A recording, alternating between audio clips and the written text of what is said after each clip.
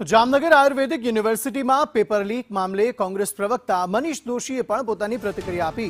મનીષ દોશીએ શિક્ષણ વિભાગને ઘેર્યું હતું। આખું પેપર વોટ્સએપ પર વાયરલ થઈ ગયું।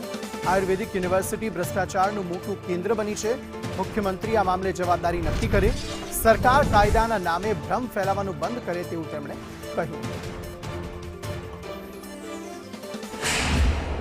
જામનગર આયુર્વેદિક યુનિવર્સિટીમાં શલ્ય વિભાગનું પેપર ફૂટ્યું હોય એવી પ્રાથમિક માહિતી છે અને ત્યાંના ડાયરેક્ટરશ્રીએ પણ આની તપાસ કરવા માટેની ખાતરી આપી છે। આ ગુનો કાયદા પ્રમાણે નોન બેલેબલ ગુનો છે, એટલે કે પોલીસને સીધી જ ધરપકડ કરવાનો અધિકાર છે।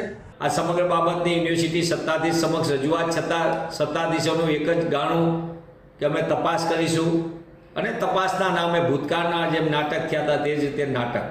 એક તરફ સમગ્ર દેશની અંદર નીટના પેપર લીક થવાની ઘટના ત્રીજી વખત સામે આવ્યા પછી જે રીતે આંદોલન થયા અને સરકાર નાટકના ભાગરૂપે નવો કાયદો લાવવાની વાત કરે। ગુજરાતમાં તો જાહેર પરીક્ષા માટેનો કાયદો છે જ અસ્તિત્વમાં, પણ ગુજરાત